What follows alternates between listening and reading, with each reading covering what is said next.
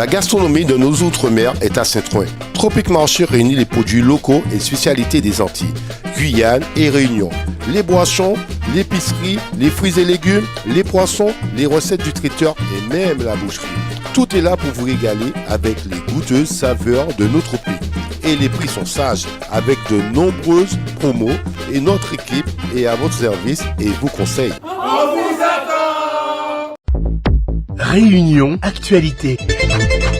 Bonjour à tous. L'événement du jour est politique. Édouard Philippe poursuit sa visite à La Réunion et il est ce matin l'invité du Face à Face sur Freedom avec Audrey Lorette et Francky. 7h30, 8h30. Vous l'entendrez s'exprimer sur tous les sujets d'actualité touchant à la France et vous pourrez lui poser vos questions au 02 62 99 10 00. Également vos histoires ce matin sur Freedom, à savoir un incendie qui s'est déroulé à la réserve à Sainte-Marie. Vous venez d'entendre d'ailleurs une des résidentes juste avant ce journal. Également l'histoire d'un septuagénaire amputé de 2 jambes qui demande de l'aide depuis 5 ans. Il habite le Tampon. Dans l'ouest, ce sont les lycéens de Saint-Paul IV qui sont sur le carreau. Un bus défaillant, un bus qui ne passe pas tout le temps et ça leur pose des problèmes au quotidien. Et pour finir, du cinéma, 2 films d'animation nommés au César 2024 vont mettre en l'air La Réunion. Il s'agit de Mars Express et de la forêt de Mademoiselle Tang. On va en parler à la fin de ce journal. Côté météo, Éléonore est à 290 km de nos côtes, quasiment aucune incidence à La Réunion, si ce ne sont quelques pluies, une mer agitée et un peu de vent sur La Réunion. L'événement du jour, c'est donc l'émission Face à Face ce matin à 7h30 sur Freedom. Nous allons recevoir l'ancien Premier ministre Édouard Philippe, mais également maire du Havre. L'interview est signée Audrey Lorette et Francky. Vous pourrez poser vos questions à Édouard Philippe au 02 62 99 10 00. Ce sera en direct dès 7h30 du matin. Soyez donc très à l'écoute de la radio. Conséquence, il va y avoir des perturbations sur le programme de Freedom. Pas de journal à 7h30, pas de journal également à 8h30. Et retour sur la journée d'hier d'Édouard Philippe sur freedom.fr en photo et en vidéo puisque nous avons suivi sa visite et notamment avec le groupe de dialogue interreligieux hier soir. Un conducteur de poids lourd grièvement blessé. 2 poids lourds se sont télescopés hier vers 13h au 22e kilomètre de la plaine des Cafres. Un des chauffeurs poids lourds est parvenu à sortir tandis que le second a été désincarcéré. Le choc frontal a été violent. Écoutez plutôt. Il y a un accident sur la route du 23e kilomètre à la plaine des Cafres. C'est juste après de la station essence au niveau chemin Mussard. Et ce sont 2 poids lourds qui se sont télescopés et on ne peut plus descendre ni monter. Je pense qu'il va y avoir un gros embouteillage sens 23e tampon et même tampon 23e on va dire. Ce sont deux poids lourds. Le chemin, les bouchers, tous les automobilistes devraient faire demi-tour et ils ne passent pas du tout. Les 2 poids lourds là, rentrent en collision face à face et là les fermer. Il faut faire demi-tour, soit par Piton-Hyacinthe, ou sinon par ailleurs, mais la route nationale les ferme. Juste dans l'intersection de chemin Missard, on a 2 gros camions là rentrent dedans, et là les bouchers, la pluie tombe, mais les pompiers sur place. Les 2 camions, la télescopée, juste dans le virage pour monter vers la caserne des pompiers, ou sinon bien pour monter vers le garage Fontaine. On m'a informé avec les gendarmes, là, si la personne est consciente, il est conscient, mais il est coincé dans le camion. Un chauffeur a pu sortir dedans, il a pu sortir dedans. Mais le deuxième chauffeur, il est coincé dans le camion parce que franchement, la tape vraiment fort. Hein. Il n'a pas fait semblant, la tape fort vraiment. Parce que les télescopés carrément, c'est le camion, il fait un seul. Je vous le disais dans les titres, il y a eu un incendie hier à la réserve à Sainte-Marie dans un immeuble, la résidence Galiote, qui jouxte le Leclerc. D'épaisses fumées étaient visibles rapidement, selon cet auditeur qui nous appelait vers 11h15 hier. Les pompiers étaient attendus. Je vous signale un incendie qui vient de se produire dans l'appartement à la réserve à Sainte-Marie. Les pompiers ne sont pas sur place et donc les habitants sont à l'extérieur parce qu'on attend les pompiers là. Les locataires sont sortis. C'est à la réserve à Sainte-Marie, c'est juste à pas trop loin, le dernier immeuble après le Leclerc quoi. L'incendie, je peux pas m'approcher. En descendant, le dernier stop là, on va dire quoi. Le dernier bâtiment, les secours sont pas sur place, on attend les pompiers là. Des grosses flammes, ça pète dans tous les sens, on va dire. Moi j'habite juste à proximité, on va dire juste en face l'immeuble. J'habite, ça s'appelle les Brigantines. Et évidemment, très rapidement, les personnes qui habitent l'immeuble nous ont appelés et nous avons pu suivre cet incendie en direct. Florine était désespérée. Les pompiers venaient d'arriver et elle commençait à perdre tout dans son appartement. Le feu avait pris juste à côté chez son voisin. L'incendie de notre résidence, à la réserve, c'est résidence Galiote. L'appartement a pris chez le voisin et moi je suis juste à côté du voisin. Là on est impuissants, les pompiers viennent tout juste d'arriver. Donc on est en train de tout perdre en fait, on est en train de regarder, de perdre tout ce qu'on a. Et il y a déjà 2 appartements qui ont déjà pris feu, le mien est juste à poser à côté et on est en train de regarder tout perdre en fait. On ne sait même pas si on va récupérer notre appartement ou pas. On regarde cette situation-là, surtout c'est pas la première fois. La dernière fois c'était juste la résidence d'à côté. C'est notre tour donc on est impuissants, on ne sait pas quoi faire, on regarde tout ce qu'on a construit toute une vie partir comme ça.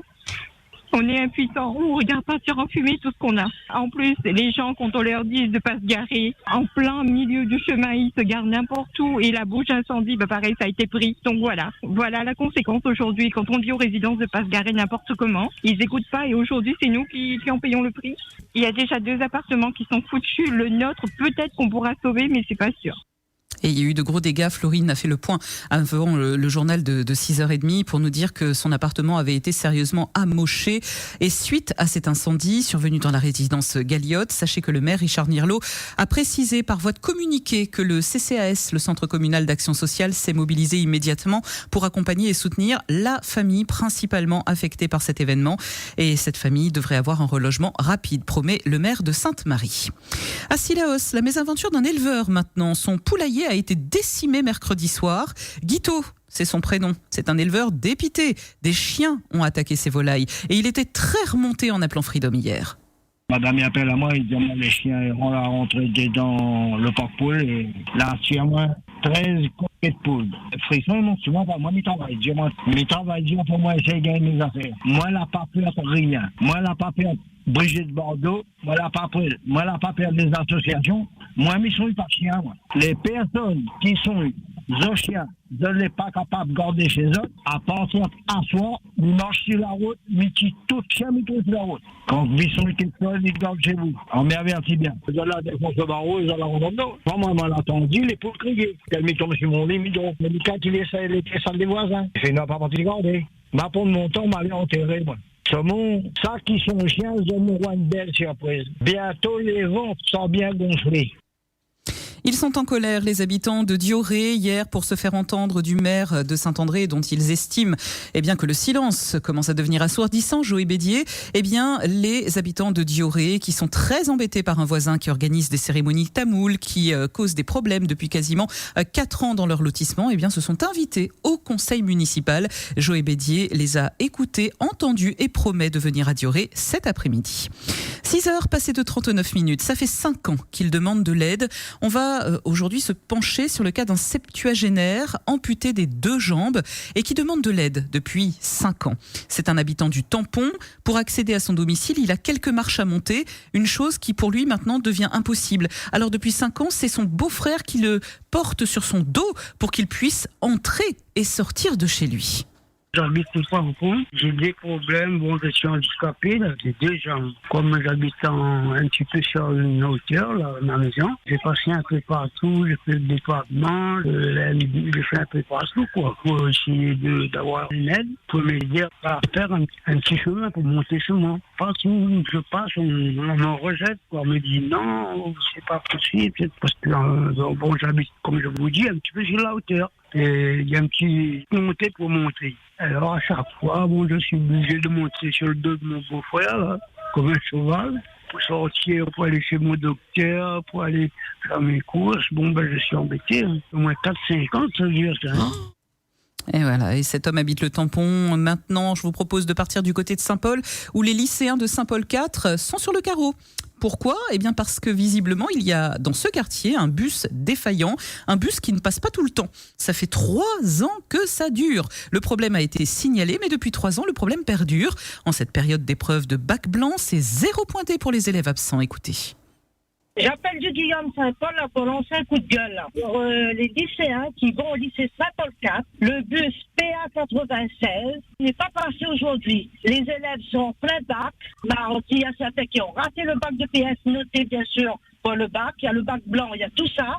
L'école là-bas, ils mettent des absences, une note éliminatoire bien sûr à 0 pour le bac. Ils ne se sont pas présentés au bac de PS. Et à chaque fois, ce bus a toujours un souci. Le PA 96, quand ils ne peuvent pas répondre aux appels d'offres, ils ne font pas. Parce que mardi, le bus n'est pas passé. On a remis notre bus pour prendre les élèves qui allaient à Maison Blanche. Est-ce que c'est normal, ça, s'il vous plaît? Ça fait 3 ans, ce bus a toujours un problème. Licenciée après 12 ans de loyaux services, c'est ce qui s'est passé pour une aide à domicile. Du jour au lendemain, les enfants de la personne âgée qu'elle aidait ont décidé de la licencier sans aucun préavis. Aujourd'hui, elle dénonce sa situation. Ça faisait 12 ans qu'elle travaillait auprès de cette personne. J'ai travaillé pendant 12 ans pour une personne âgée. Donc la personne âgée elle-même, elle est très bien. Je m'entends très bien avec elle. Mais c'est les enfants qui m'ont licenciée depuis le 5 février. Donc à ce jour, je n'ai ni document pour aller à France Travail, ni solde tout compte. Là, la dernière nouvelle, ils m'ont dit qu'ils sont en train de faire par une juridique parce que c'est trop compliqué pour eux. Donc là, on attend jusqu'à la semaine prochaine. Et moi, j'ai rendez-vous avec l'inspection du travail. Parce qu'ils m'ont donné la lettre de licenciement sans préavis. Du jour au lendemain, ils m'ont dit de ne plus venir. Voilà ce qui, effectivement, est problématique pour cette dame. 12 ans de bons et loyaux services chez une dame, remerciée comme ça du jour au lendemain. Il y aura donc des suites judiciaires. Et pour finir, nous allons parler de cinéma avec ces 2 films d'animation 100% pays, nommés au César 2024 et qui vont certainement mettre en l'air la Réunion. Mars Express, ainsi que La forêt de Mademoiselle Tang, 2 films d'animation sur lesquels Gaoshan Pictures, un studio d'animation fondé à La Réunion, a travaillé. Et ces 2 films sont nommés au César 2024 et présentés à partir d'aujourd'hui. Ils sont respectivement nommés dans les catégories meilleur long métrage d'animation et meilleur court métrage d'animation, Audrey Lorette. Ces 2 films sont présentés en avant-première au Festival de Cannes ce week-end. Arnaud Boulard, fondateur de Gaoshan Pictures, nous explique le travail de modélisation en 3D réalisé sur le film Mars Express. Gaoshan a été en charge de l'intégralité de la 3D. Donc ça concerne tous les robots et les mécaniques, les véhicules. C'est un choix artistique du réalisateur qui souhaitait qu'il y ait cette différence de rendu par rapport aux humains. Et le travail est bluffant, le réalisme incroyable. Bande-annonce. Sa fille soupçonnait June de se prostituer. Regarde ce que je vois en thermique. Vous avez des prostituées humaines? Rien que du synthétique, mais nous nous considérons comme 100% humains. Pas vrai, monsieur?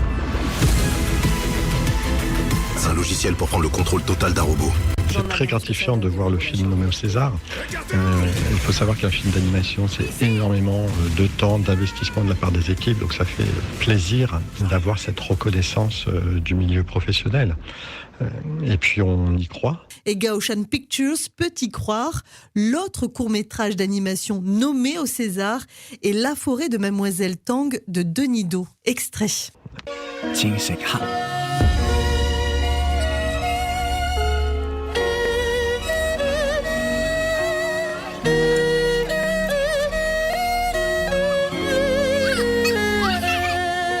Avec ses 2 nominations au César, La Réunion confirme son excellence dans le milieu de l'animation. O-News Radio sur outremernews.fr.